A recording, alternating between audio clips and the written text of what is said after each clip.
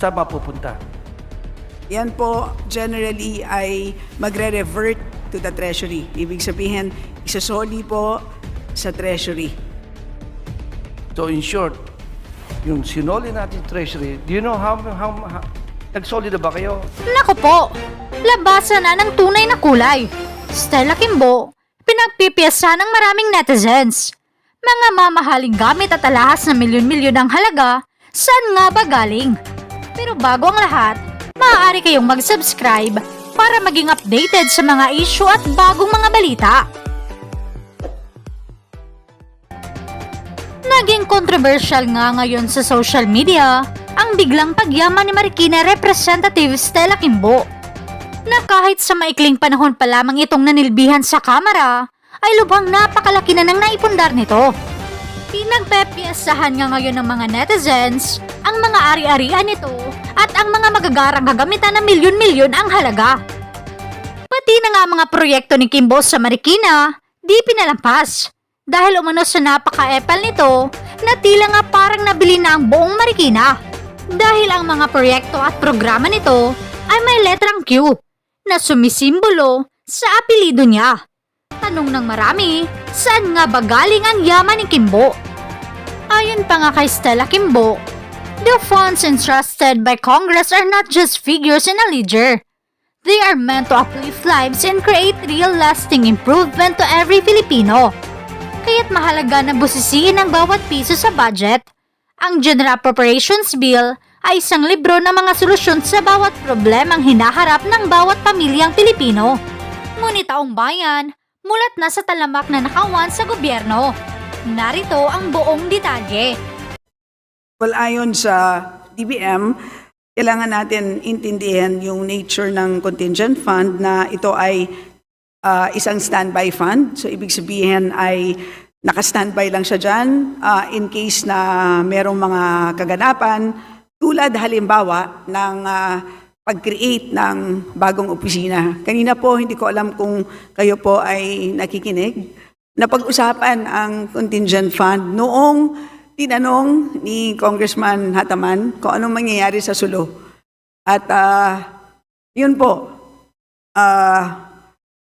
bigla naming napag-isipan na kung maipasa ang budget na hindi pa na-issue ang IRR sa by the time that we approve the budget, ang mangyayari po is kailangan po manggaling ang budget para sa Sulu mula sa contingent fund. At isa pa po, naipasa na po natin ang batas na nagre-create ng Negros Island Region. Pero sa ngayon, hindi pa po natatapos ang IRR para dito. So again, this is another example. Kung maaprubahan na natin ang budget, wala pa ang IRR ng Negros Island Region, manggagaling din po ang budget para sa Negros Island Region mula sa contingent fund. So again, these are examples because creation of new office is one of the justifications for releases of funds from the contingent fund. Madam Speaker, Your Honor. Okay, so agree naman ako, no, kung meron mga bagong offices, like yung Sulu,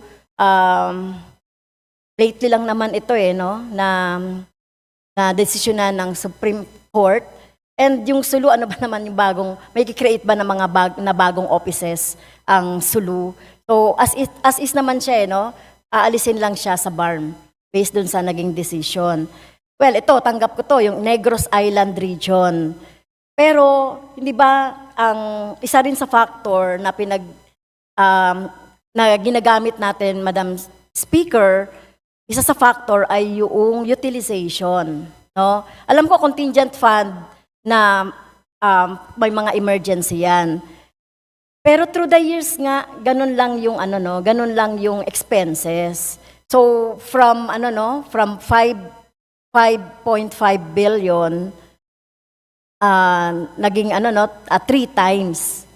Okay? So mula noong 2017, medyo lumiit lang noong 2022. Pero ganyan yung siya, no? Mula 13 billion hanggang dito. So, di ba, isa sa mga qualification yung utilization at saka yung anumang yung nangyayari. But of course, hindi ganito dapat kalaki. Kasi parang binobloat natin itong contingent fund. Yun lang yung ano ko, no, yun lang yung observation ko, Madam Speaker. Pero, Madam Speaker, just to add, Your Honor, you might also wish to know na isa pang pinagkuhaan or pinaggamitan natin ng releases from contingent fund would be, for example, yung additional requirements na kinailangan po para sa 4Ps, amounting to 5 billion. So, malaking amount. Galing sa contingent fund? Opo. Yes. So, that's a big amount po na kasi kung naalala niyo po, nagka-delisting. Well, dito po sa sinubmit sa akin, sa 2020, ano ba yan, 2023 or 2024? This is for 2024. Kasi So, yung 2024, as of now, yung contingent fund ay, ito po ba yon, yung 30 million from other offices? Ang nakita ko lang dito ay PSC for 2024 na may release from the contingent fund. Ito po, sinubmit nyo, nandito. meron pong, ang status po ng contingent fund as of August 31, 2024, may balanse na lang po siya.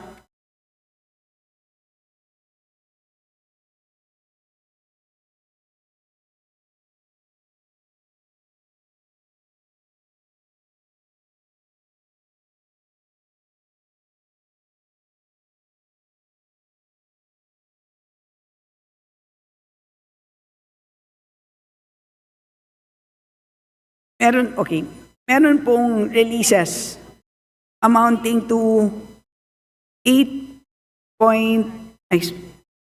may releases na 5.228 billion and 1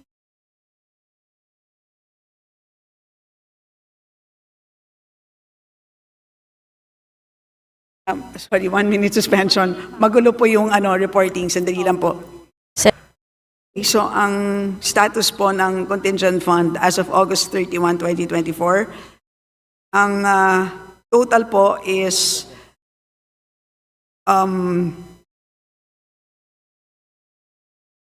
meron tayong total appropriations of 21.2 billion, which is 13 billion plus continuing appropriations of 8.2 billion. So, yan ang total na available, minus 5.258 allotment releases, as well as earmarked, may releases because of earmarking amounting to 8.67 million. Kaya meron pong balance ang ating contingent fund na 15.995 billion. Doon po sa allotment releases, kasama po doon yung nabanggit ko earlier na 5 billion release para sa 4Ps.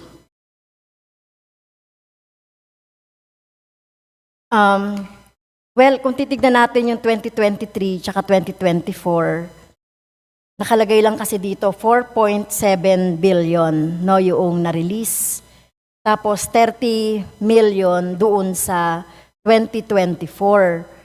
So ibig sabihin po ba mali yung sinubmit nyo o kulang yung nasubmit po ng DBM?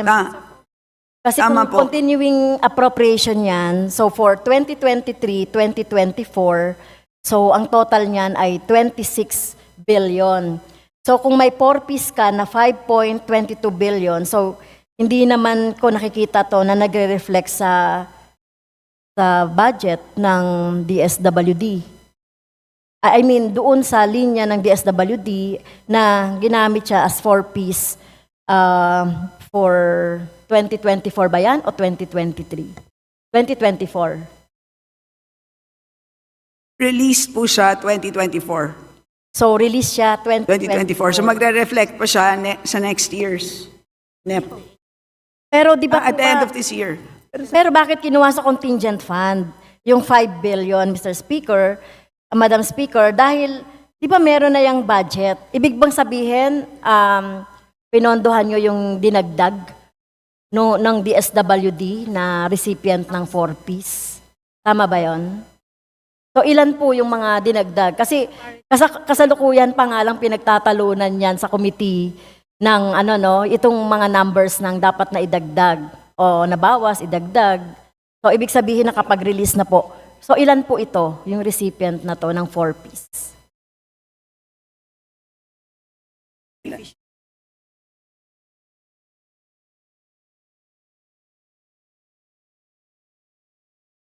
$5 billion.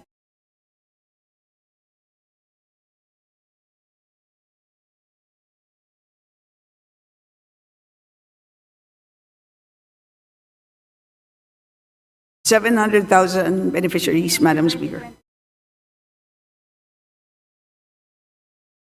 Okay. Ito po yung dagdag, 700K. Yes po. Mula Ito yung na-affect Mula po. doon sa 4.4 million, di ba? Yes. Parang something like yung that. naapektuhan po nung delisting. Okay. Okay, so yun yung 5.28. How about yung 8 billion po? Saan naman yun dinala? Or, so kung kukwentahin natin yan, halimbawa, so 26. So, ang ibig sabihin, 5 billion na lang po yung natitira. So, paano na po yung Negros Island? At saka yung, kung sakali yung Sulu, kung may pagkakagastusan. So, wala na tayong pagkukuhanan. Ano nga po itong 8 billion, Madam Speaker? Pwede pong malinawan. Meron pa po tayong balanse as of today, as of August 31, na 15.995 billion, Madam Speaker, from the 2024 appropriations. At since hindi pa po And tapos continuing yung- to, from 2023 and 2024 ba? Yes, that is Tama. correct. And since hindi pa tapos yung IRR ng dalawa, Sulu at saka NIR, malamang pwede pa natin gamitin yung sa 2025 na contingent fund. Eh yung 8 billion po, ano po ba yung 8 billion na release? Madam Speaker, Kasi wala akong, wala Hindi- dito sa sinabmit. hindi clear. Are you referring to the 2023? Hindi, yun ang program. pinag-uusapan natin, continuing yan, di ba? 2023, 2024. Yung 8 billion. Sabi nyo, as of August 24, as of August 2024, ang na-release na additional from this sinabi ko, is 5.22 for 4Ps. Ano pa po yung 8 billion? I'd like to remind the Honorable Franz Castro that time is running out, so please wrap up. Well, DBM and Lamsam po ito, kaya 1 hour. Okay, okay. Apology.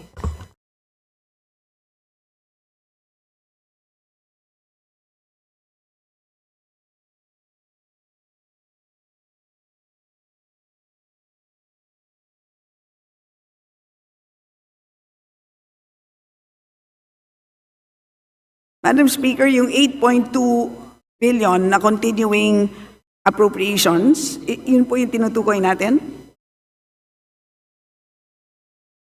8.262 billion na continuing appropriations in 2023, in addition to the 13 billion na 2024 appropriation. So ang total nun is 21.262. Yun po yung total natin, from which ang kinuhaan natin ay dalawang bagay, yung 5.258 billion and the 8,670,000. So yun po yung dalawang spending items.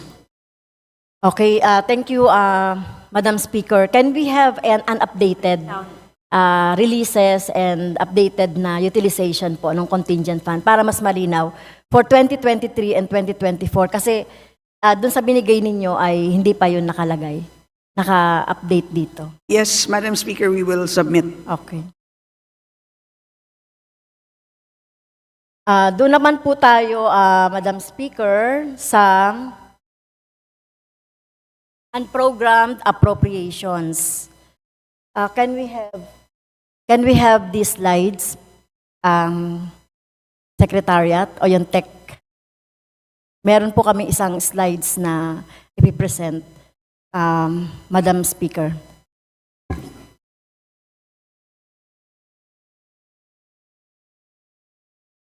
Okay.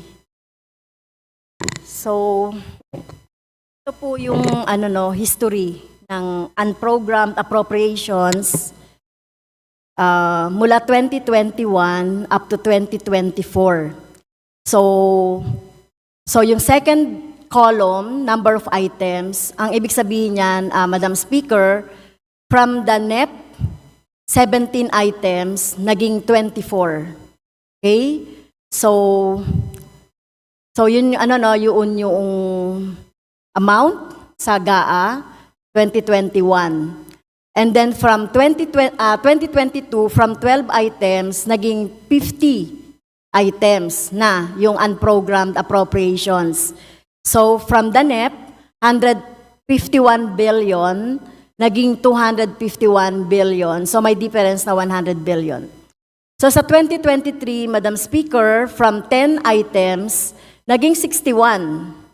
No? So ang dami na dinagdag, 51 items. So from 588 billion, naging 807 billion. Ang difference ay 219 billion. Sa 2024, from 8 items, naging 51 sa NEP. And then, nung lumabas ang GAA, 731 billion.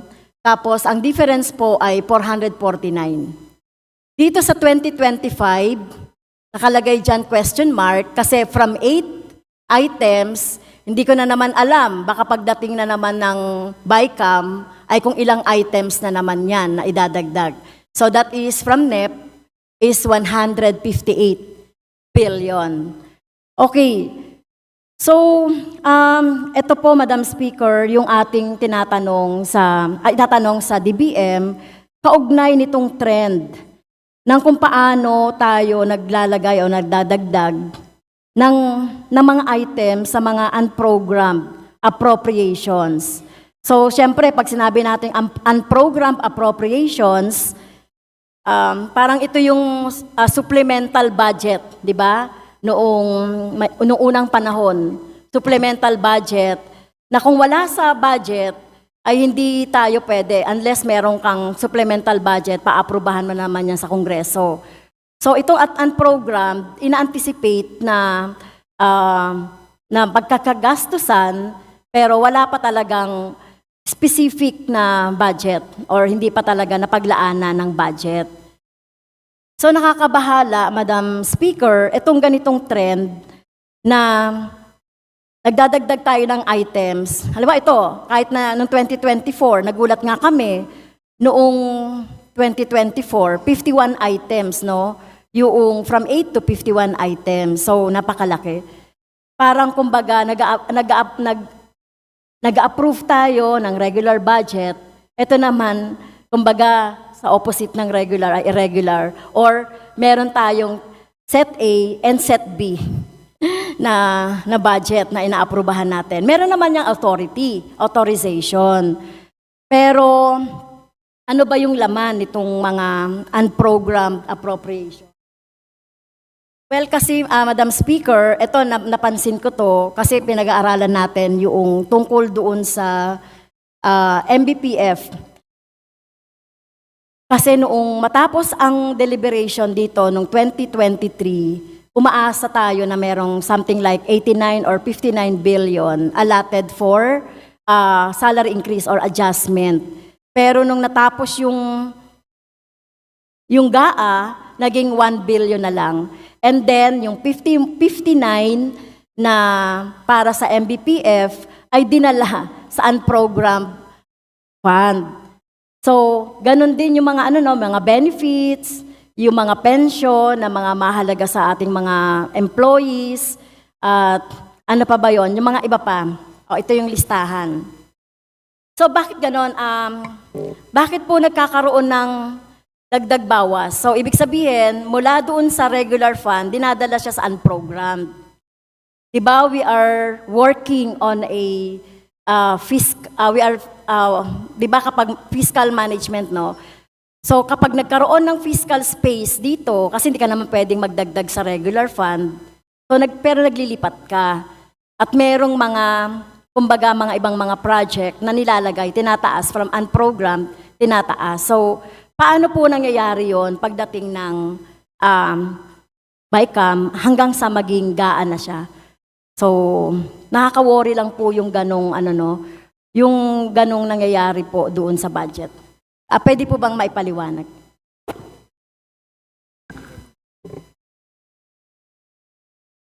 Well, una, Madam Speaker, Your Honor, yung time lag between the budget call and yung budget hearings is how many months? Matagal po yun, di ba? So halimbawa, ang budget call is January, tapos ang hearings po natin is August. Ang pag-approve po natin is end of September. BICAM, December. So, ang dami pong pwedeng mangyari from budget call up to the time that inapprove po natin ang GAB on third reading. So, ang dami pong dagdag na information on the progress of a project or the lack of progress of a project by the time we go to BICAM.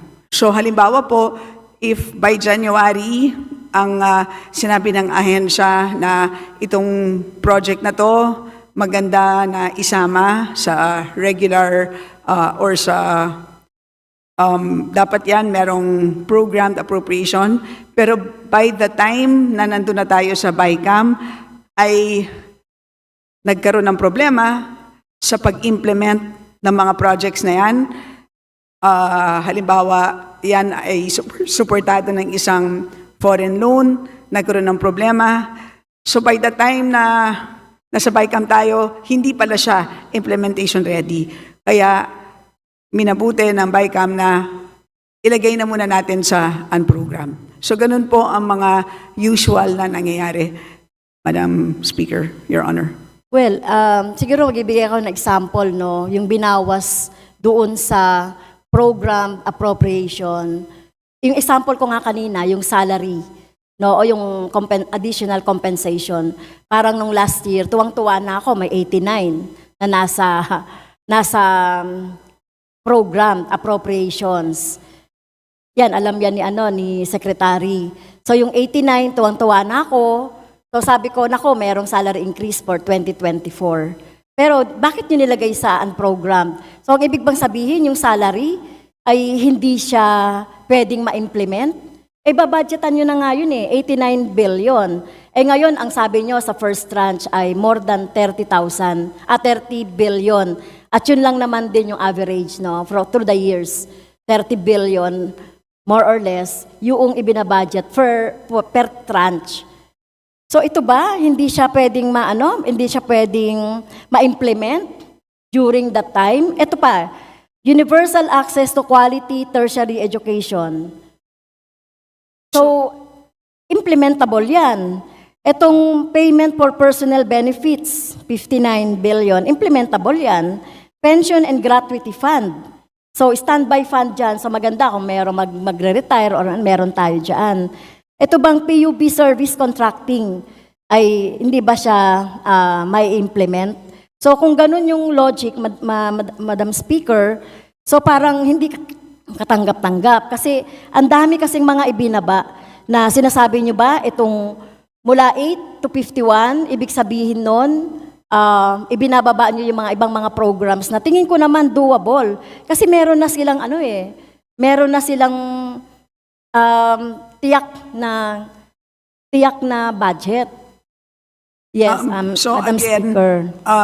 may specific case-by-case po tinitignan niyan. So pagdating po doon sa salary increase, of course, that was very unfortunate. Pero again, at the start of the budget cycle, may proposal na 89. Pero pagdating po ng PICAM ay hindi pa po tapos yung study. So, in which case, alam naman po natin na important po na basis yun. So, yun ang dahilan po kung bakit nailipat po sa unprogrammed. So, Pero ang problema dito, Mr. Speaker, Madam Speaker, halimbawa itong Marawi Siege Victims Compensation Program na nilagay nyo sa unprogrammed. Ito, napakatagal na nito. 2018 pa ba yan or 2017? Na dapat ay matanggap na nung ating mga kapatid na Moro no, na nabiktima or Kristiyano na nabiktima nitong Marawi Siege. Pero ito Madam po ba Speaker, ay yan naman po ay hanggang sa ngayon ay wala pa rin po silang sinasubmit na listahan. Yan ay ayon sa DBM. Well, mukhang hindi ako naniniwala doon na wala. No, hindi ako naniniwala na walang-wala. So, meron na yung mga listahan pero hindi pa rin sila nababayaran. So, and Tama po ba? And Madam Speaker, today daw, as of today, ang nare-release pa lang daw ng DBM is 574 million. So ganun pa lang po ka-liit ang nare-release nila on the basis of the requests that they had received. So medyo may kabagalan po sa pag-request. Okay, kasi nasaan program de. So yung pambansang pabahay para sa Pilipino, 4PH, yan po ay 8 billion. Yan din. So ang target kasi ng Marcos administration Yan naman po ay mabuo yung 1 million per year na pabahay para sa mahihirap. So yan po ay, kung naalala po natin, yan ay interest subsidy. So kailangan po, para po maibayad po yan, ay kailangan po natapos na po ang building, kailangan po nakalipat na po ang beneficiary. Sa ngayon po, hindi pa po nangyayari yan. Wala pa pong beneficiaryo na nakalipat and therefore wala pa po talaga ang eligible for the subsidy. So hindi pa po nakakapag-request ang DSUD para dyan. Okay. Hanggang sa ngayon po. So anyway, tatanungin ko yan sa DSUD. Well, Yes po. siyempre tayo, ito yung programa ng Presidente, 1 million, na hanggang ngayon, pangatlong taon na ito. So, ilan na kaya yung nabibuild? Bukod sa hindi afford ito ng mga mahihirap, so meron namang budget na pwedeng pang-subsidize doon sa pabahay. So, yan po, no? Halimbawa, itong Green program. Ito, lump sum ito. So, hindi ko rin alam kung paano rin ito may implement, no? Pero yung OWA Welfare Services, 1 billion yan, nandyan sa unprogrammed. Ang daming mga pangangailangan ng ating mga mga kababayan na nasa ibang bansa. Okay lang ito, support to barangay development program, dapat nga tanggalin na yan, no, yung sa NTF-ELCAC. Itong social pension for indigent senior citizen na 5.793 billion. 5.7 billion. So ano naman yung dahilan? Bakit siya ibinaba dito, Madam Speaker?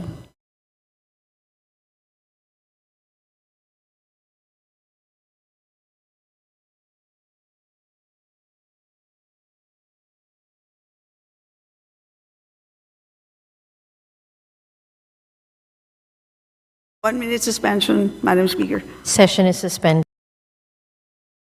Speaker. Session is resumed. So, ito po, Madam Speaker, Your Honor, aaminin ko na medyo problematic itong item na to dahil kailangan talaga ng further validation pa itong item na to. Kaya hindi pa siya ma-release dahil nga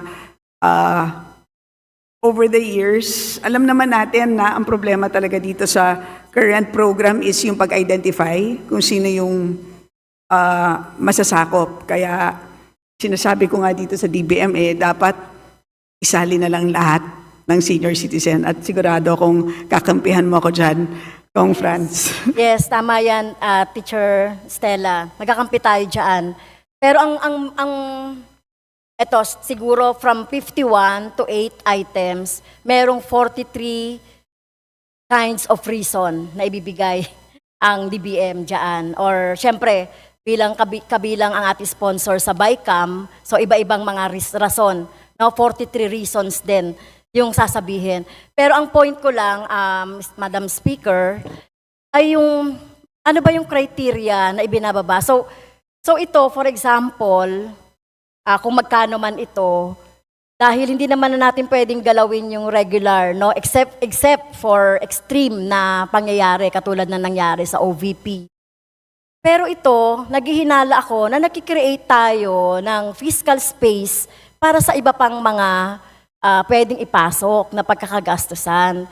Pero dapat, itong mga sinasabi ko, like salary, gratuity, pension, yung sa senior, yung sa pabahay, yung raw usage, beneficiary, dapat nandiyan yan, no, na ano natin, ano, pero hindi yan binababa sa unprogrammed.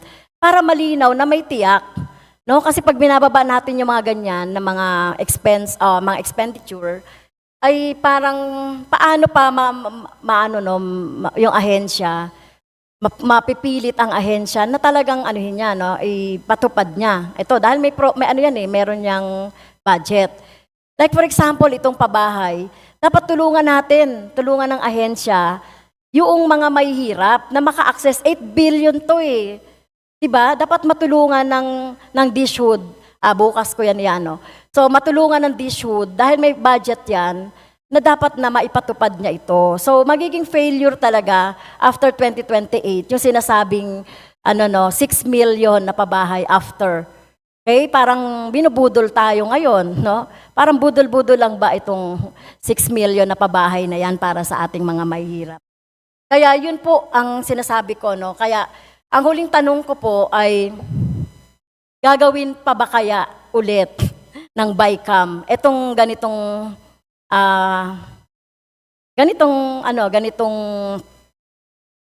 pagbababa ng iba pang mga expenses from regular to to unprogrammed, at bakit ito pinapayagan ng DBM? Kasi alam naman ng DBM yung rule, di ba? Hindi ka pwedeng magbago-bago ng ng mga amount. Kung pupunta kayo sa BICAM, dapat ang tinitignan lang ninyo ay yung conflicting provisions mula sa version ng Senate at saka version ng House. At wala kayong karapatan, no, na baguhin yung mga pinag-usapan natin dito sa House na natapos na natin. Pero pagdating pala doon, last day na lang, malalaman na lang namin, ganito yung mangyayari. Pero dapat sana hindi na mangyari yan at hindi pinapayagan niya ng DBM. So ano ba yung makocommit ng ating sponsor, Madam Speaker, para pagdating ng BICAM ay hindi na ito mangyayari, itong mga ganito, lalo-lalo yung mga mahalagang pagkakagastusan para sa ating mga mahihirap na mamamayan o yung mga vulnerable or affected na mga mamamayan. Ano po yung makocommit ng ating sponsor as magiging member for sure ng BICAM na hindi na ito mangyayari po? Well, una sa lahat, Madam Speaker, Your Honor, pinasasalamatan natin ang the likes of Kong Franz na binabantayan ang unprogrammed appropriations at talagang masugid talaga na nakikipagtalakayan sa atin. And in fact, because of that, nag-i-improve ang ating special provisions. In fact, it was only in 2023 and 2024 that we were able to include itong prioritization ng release. At sa akin, malaking bagay po yan. In fact, very clear na uunahin ang para sa personal benefits. Una, ang social services. At pinakahuli po yung infrastructure. So kung hindi po sa inyong pagre-remind sa atin na pinaka-importante talaga ang personnel, ay hindi pa siguro mailalagay itong ganitong klaseng language dito po sa special provision. So yun po, i-continue po natin ang pag-i-improve sa ganitong klaseng mga special provision, pero bayaan nyo po at titignan natin, as we know, nagiging problema kapag sobrang laki talaga ng unprogrammed appropriations. So, huwag kayong mag-alala. Sasamahan ko po kayo sa pagbantay nitong unprogrammed appropriations. Madam Speaker, Your Honor. Okay, thank you, Madam Speaker. At inaasahan ko yung commitment ng ating sponsor. Majority Leader, the Honorable Representative Presley De Jesus is now recognized.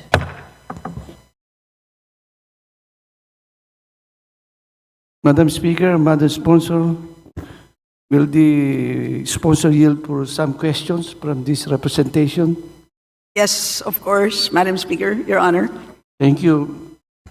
Unang tanong ko, Madam Speaker, Madam Sponsor, ano ang rate nung yung utilization, yung hindi nagamit, yung underutilization rate ng in totality lahat ng department heads natin? Lahat ng department. I mean, not the heads. Para sa taong 2023, ang percentage of obligations over appropriation ay 92.8%. At biruin ninyo, pagbukas ko ng libro, yun ang pahina. So you mean yung 92% Yes po. utilization rate na Yes po. natapos nila? Yes po, yun ang obligations over appropriations. That is for 2023. So ang total unused appropriations amounted to 424.69 billion. Yun ang Yun ang unused unused. So, appropriations. sa lahat ng department na yan. Yes po. Can you give me the top 3 departments na unutilized yung kanilang budget? Yung pinakababa, yung utilization rate nila.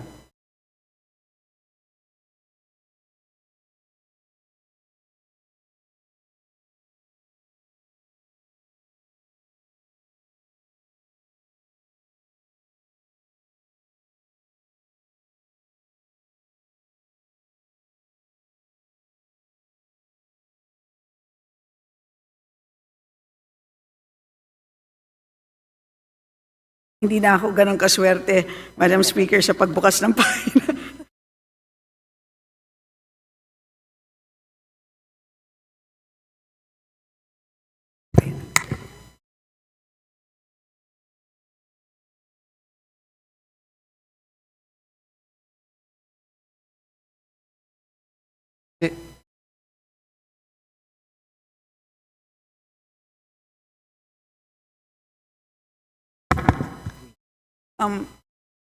Rank 1,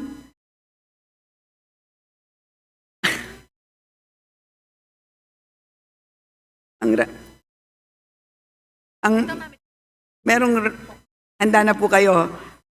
Handa kayo sa rank 1. Pero may paliwanag po ako dyan, ha? Ang rank 1 ay Congress of the Philippines. Ang rank 2 ay Department of Migrant Workers. At ang rank 3 ay Department of Human Settlements and Urban Development. So you mentioned a while ago, Madam Speaker, Madam Sponsor, na yung total unused or unutilized is 424 billion. Is that right? But this is for 2024. I'm talking about the 2023 budget. Diba? Yung unused. You mentioned a while ago. The unused. Dun po sa pagpapaliwanag dun sa 2024 sa Congress, dahil hindi pa po nagsasubmit ng report. 2023. Yes. And we're talking about the 2023 unused, unutilized. I think you mentioned a while ago, Madam Speaker, something like 424 billion. Parang ganun eh. If my memory serves me right.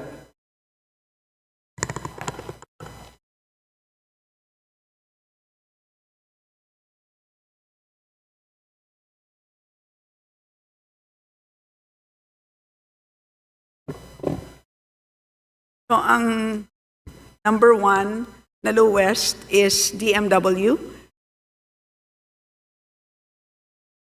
Sorry. Lowest to high. TMW, number 2 is LEDAC, and number 3 is the ICT. So that's for the full year.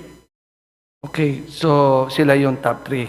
Yes. Yes, so 424. What will happen sa mga hindi nagamit? I know that meron silang continuing appropriations. Am I right? For continuing appropriations. Di ba? Tama yun? Yes. Na, for example, pag isang department for budget nila 2023, for example lang to, 2 billion, nagamit lang nila 1 billion.